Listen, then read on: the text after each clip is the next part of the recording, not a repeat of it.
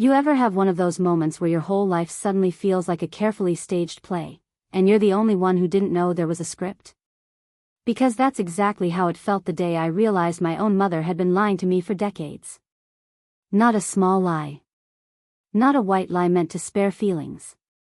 But a lie so big, so deliberate, that when the truth finally came out, it didn't just hurt, it rearranged everything I thought I knew about family, love, and loyalty. I always believed I came from a simple, honest household. Nothing fancy, nothing dramatic. Just routines, Sunday dinners, phone calls that ended with "drive safe," and the quiet understanding that family was supposed to look out for each other. Especially when it came to something as serious as inheritance. My mother made sure of that. She talked about it often enough, in that careful, reassuring tone that parents use when they want you to stop worrying. She'd say, "Don't fret about money. Everything your father and I worked for will be taken care of.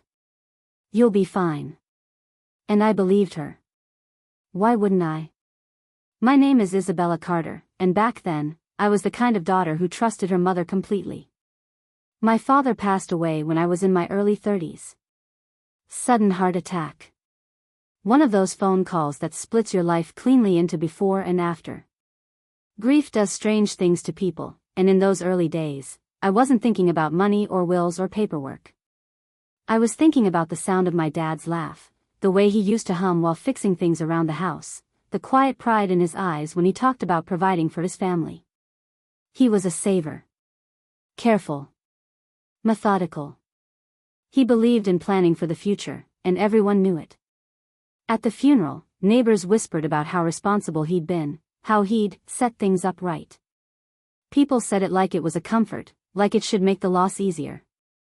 And my mother leaned into that idea. She'd squeeze my hand and say, "Your father made sure we're all secure." All. That word mattered. Or at least I thought it did. After the funeral, life settled into a strange new normal. My mother stayed in the family home. I visited. Often, helped with groceries, yard work, paperwork she claimed was overwhelming. Every time I asked about finances, she brushed it off gently. "I've got it handled, sweetheart. Your father trusted me with all of that." Again, I believed her. She was my mom. She'd never give me a reason not to. Years passed. I built my own life. Worked hard, paid my bills, never asked for help. I assumed that whatever inheritance existed would come someday, far in the future, and that it would be shared fairly, the way my father would have wanted. I wasn't greedy. I didn't need riches. I just trusted that the truth I'd been told was the truth. Then one afternoon, everything shifted. It started with something small, almost laughable. A piece of mail that arrived at my address by mistake. It was thick, official looking, and not addressed to me, but my mother. Same last name, different address. Normally, I would have just dropped it off unopened. But there was something about the return address that caught my eye. Legal. Financial. The kind of envelope that makes your stomach tighten before you even know why. I stood there longer than I should have, turning it over in my hands. Curiosity isn't always noble, but sometimes it's necessary. I told myself I was just checking to see if it was urgent. That's the lie I told myself before opening it. Inside were documents. Copies, not originals. Statements. Trust records.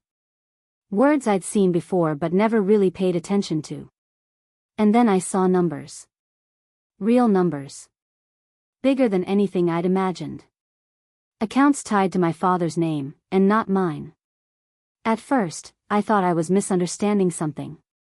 Legal language can be confusing, especially when emotions are involved. I read it again. And again. Slowly. Carefully. That's when I noticed it. Beneficiary designation. Singular. My mother. No mention of me. No secondary clause. No shared distribution. Just her. My heart started pounding, not because I wanted the money, but because nothing about this matched the story I'd been told. My father had always talked about taking care of me. About fairness. About transparency. And yet here it was, in black and white, suggesting that everything had been funneled into accounts only my mother controlled.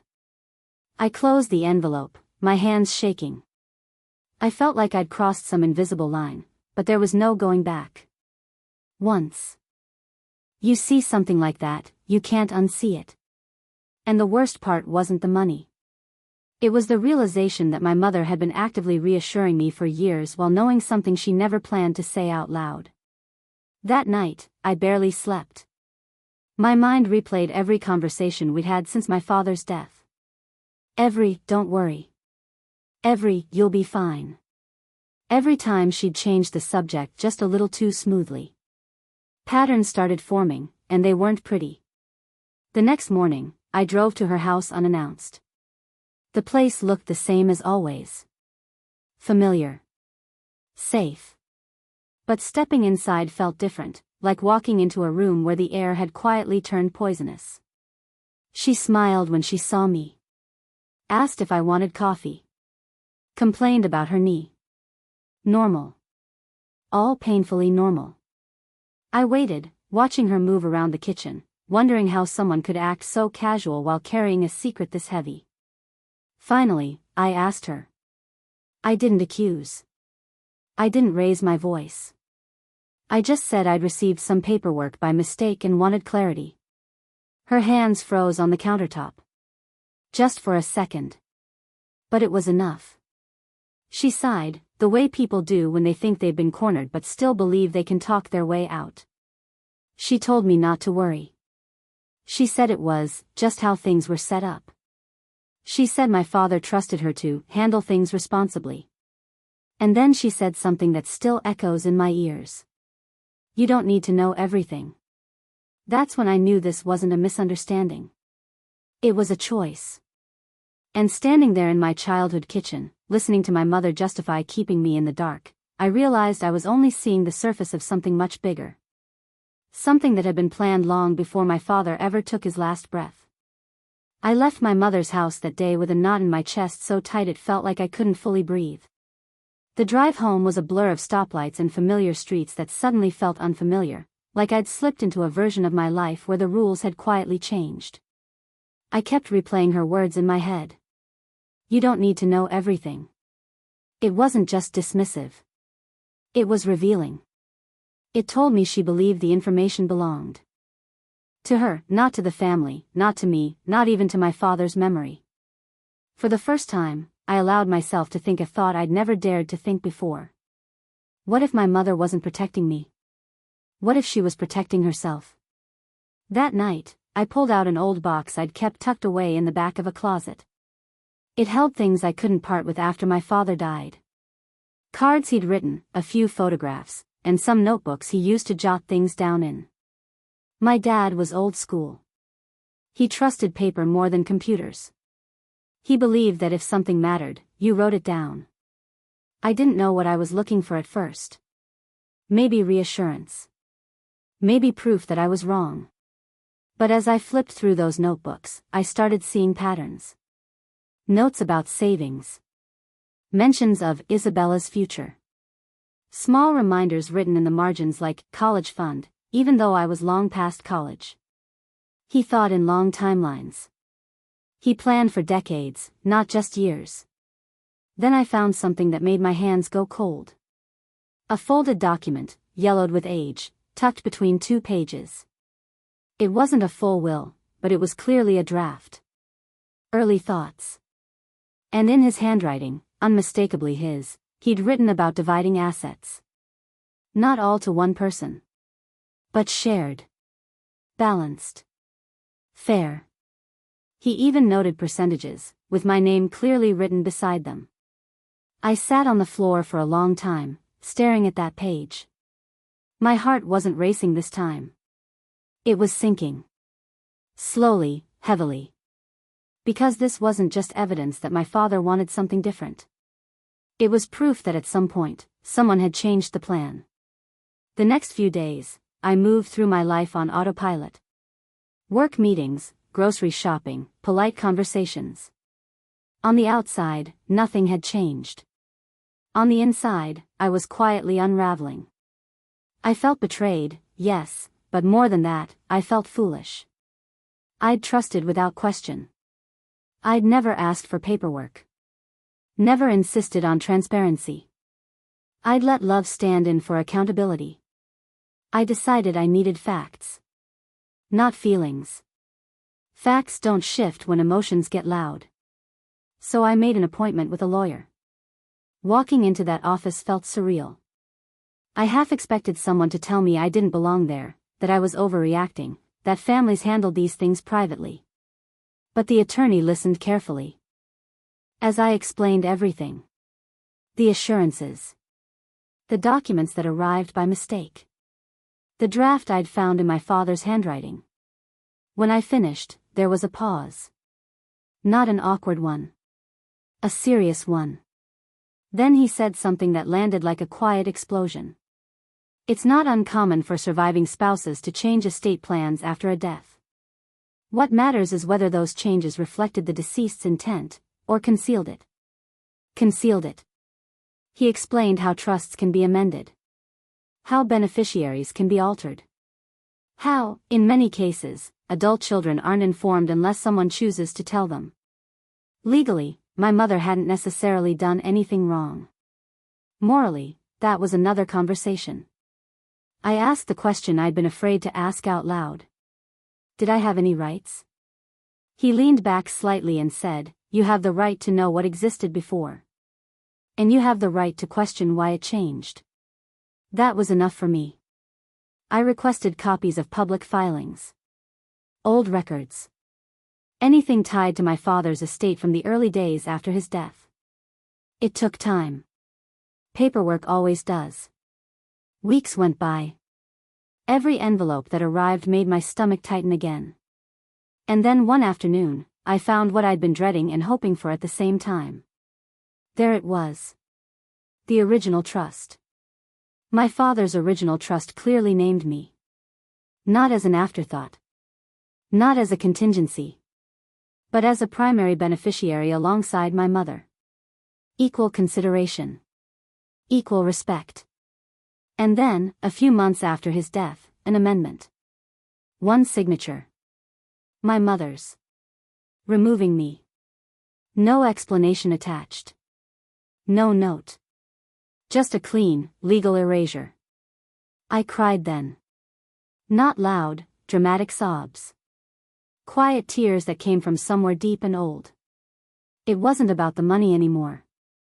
It was about the intention behind the action. The secrecy. The confidence that I'd never looked closely enough to notice. I thought about all those conversations over the years. How she'd looked me in the eye and told me everything was fine. How she'd let me believe my father's wishes were being honored. And I realized something that hurt more than anything else. She hadn't lied once. She'd lied consistently. When I confronted her again, this time armed with documents, the tone changed immediately. No more gentle reassurances. No more maternal softness. Her face hardened in a way I'd never seen before.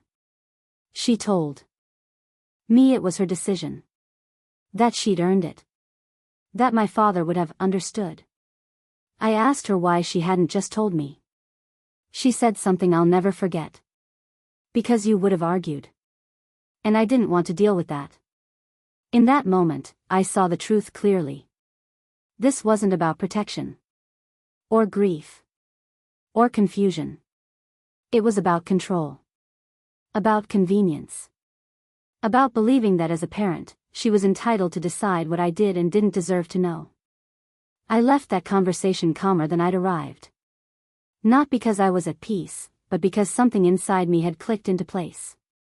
I stopped hoping she'd change. I stopped waiting for an apology that was never coming. Instead, I started planning my next move. And that's where things took a turn she never saw coming. Once the shock wore off, something else took its place. Clarity. It's strange how betrayal can do that. When you finally accept that someone you love has chosen themselves over you, the fog lifts. You stop asking why, and you start asking what now. For a few days, I said nothing. Not to my mother. Not to friends. I needed silence to think. Every option played out in my head like different endings to the same story. I could confront her publicly. I could walk away and never speak to her again. I could fight legally and drag everything into the light. None of those choices felt clean. But doing nothing felt like agreeing that what she'd done was acceptable. And it wasn't. What bothered me most wasn't the money she took. It was the confidence she had that I'd never push back. That she could rewrite my father's wishes and still expect my loyalty. That assumption sat heavy in my chest. I went back to the lawyer. He laid everything out calmly. A legal challenge would be possible, but messy. Time-consuming. Emotionally exhausting. And there was no guarantee of winning.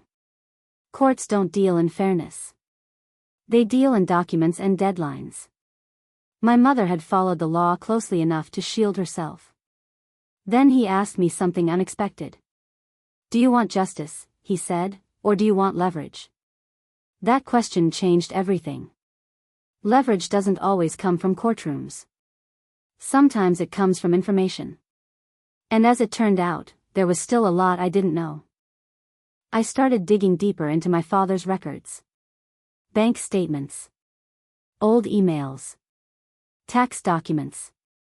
I wasn't looking for dirt. I was looking for patterns. And eventually, I found one.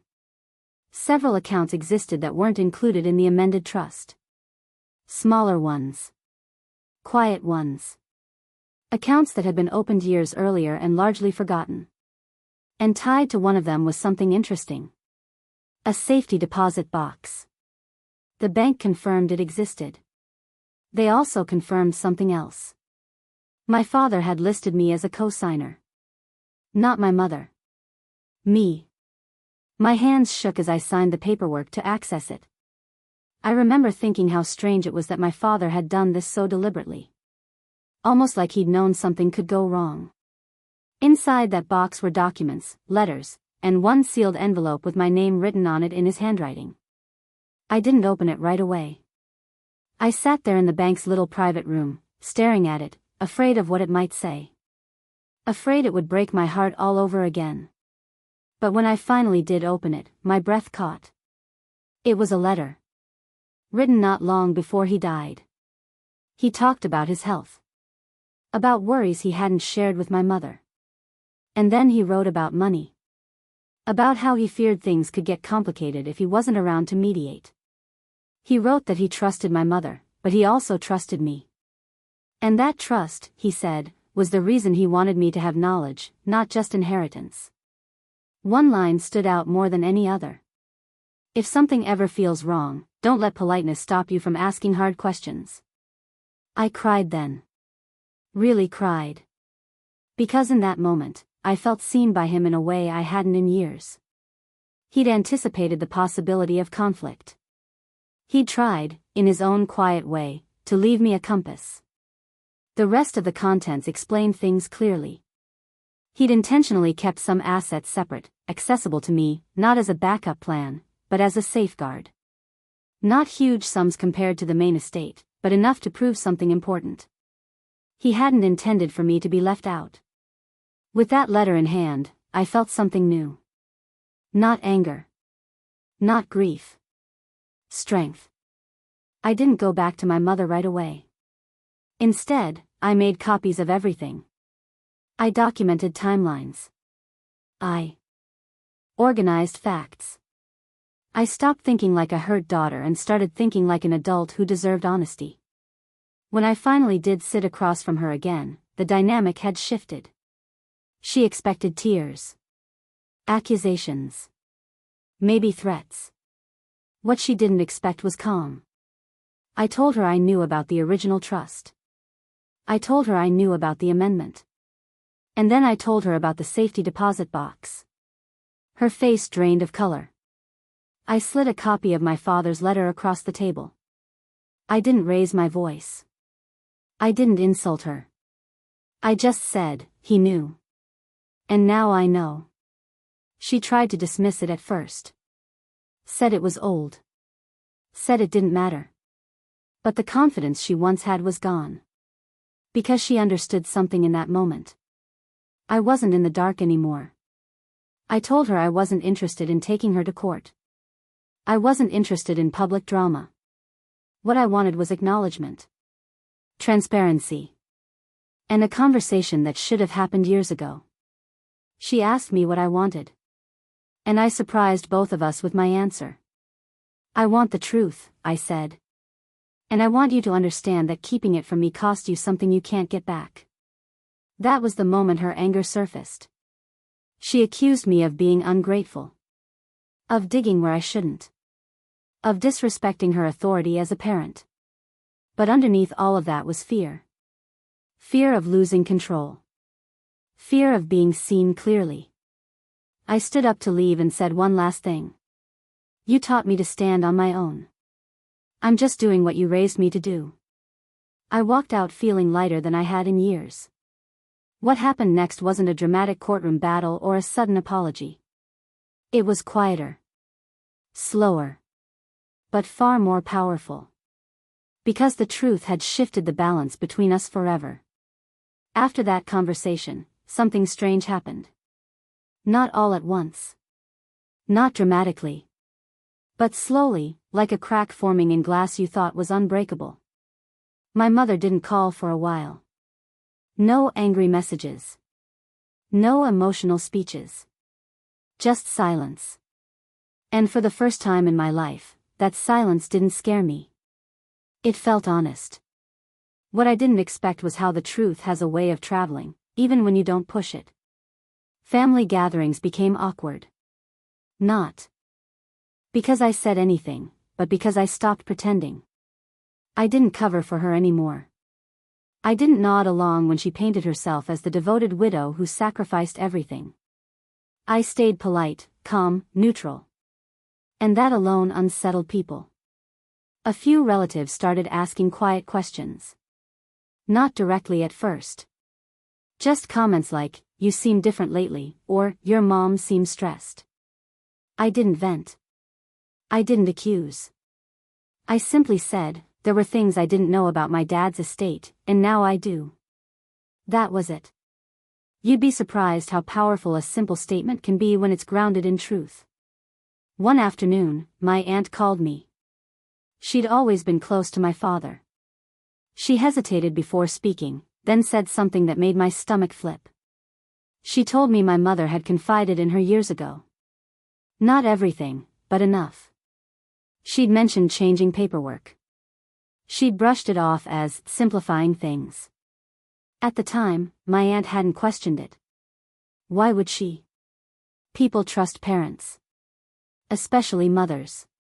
But now, with the tension hanging in the air, those old conversations started to sound different. I realized then that my mother hadn't just lied to me.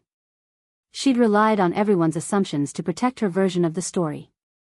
As long as I stayed quiet, her image stayed intact. I still didn't confront her publicly. I didn't need to. The truth was doing its own work. Then came the turning point I never planned. She invited me to lunch. Not at her house. Not somewhere private. A restaurant. Neutral ground. That alone told me something had shifted. She arrived looking tired. Older. Smaller, somehow. And for the first time, she didn't start the conversation with control. She started with defensiveness. She said people were asking questions. She said she felt judged. She said I'd changed the family dynamic. I listened. Really listened. And then I said something I'd been practicing quietly for weeks. I didn't change anything. I just stopped carrying what wasn't mine. She stared at me like she'd never heard language like that before. Because in her world, I always carried things for her. Her emotions. Her expectations. Her secrets.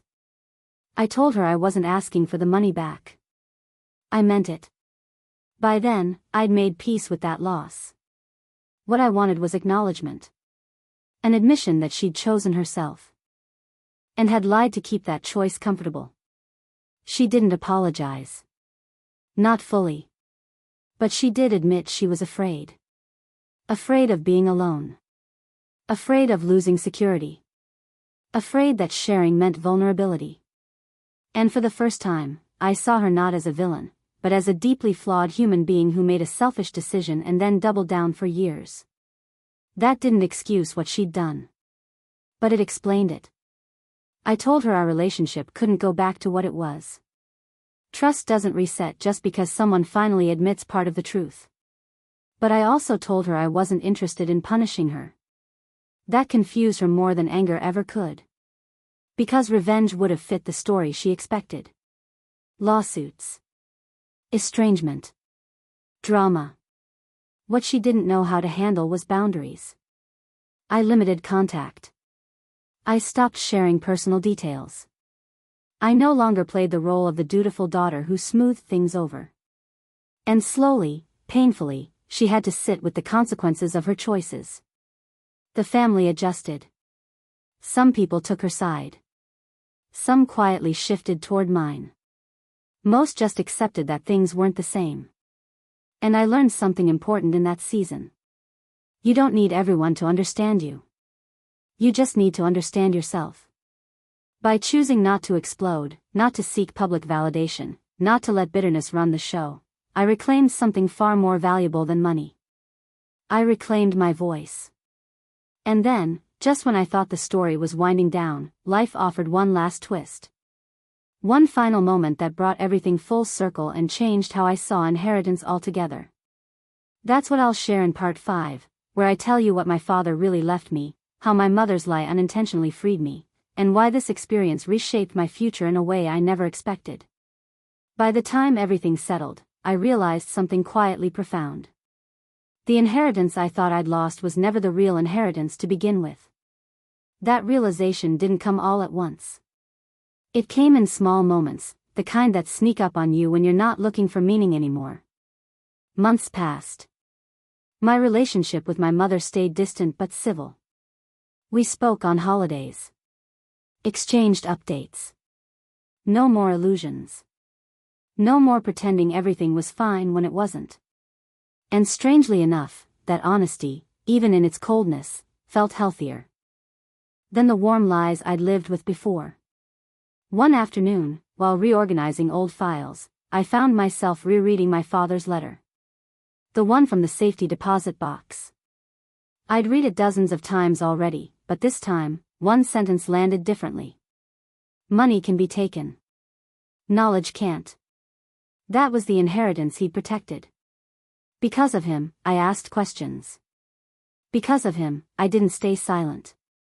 Because of him, I learned how to stand in discomfort without losing myself.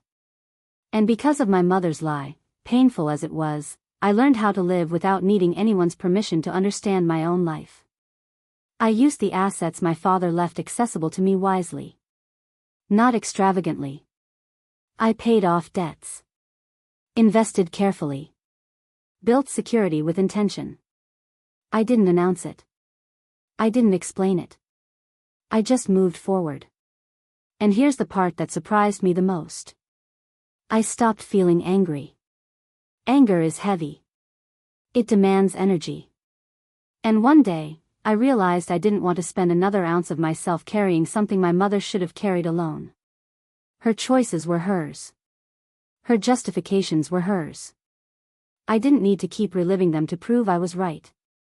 When people ask me now if I regret not fighting harder for the money, I tell them the truth. I gained something better. Clarity. Self-respect. Freedom from a narrative that was never fully mine. I also gained empathy for others. Especially those in my audience who are older, who've lived long enough to know that family wounds don't always heal cleanly. Sometimes they scar. Sometimes they teach. Sometimes they do both. If you're listening to this and you've ever trusted someone with your future only to find out the truth was carefully hidden, I want you to hear this clearly. You are not foolish for trusting. Trust is not a weakness. Staying silent when something feels wrong is. My mother and I may never be close again. But I no longer feel like I'm standing in her shadow. I stepped into my own life fully once I stopped waiting for honesty that was never coming. And in a strange way, her lie gave me that gift. Because it forced me to see myself not as someone waiting to inherit, but as someone capable of building, protecting, and choosing my own legacy. That's the truth that changed everything forever. If you liked this story, please subscribe to the channel, like this video, and share it with someone who might need to hear it. And tell me in the comments, where are you listening from today?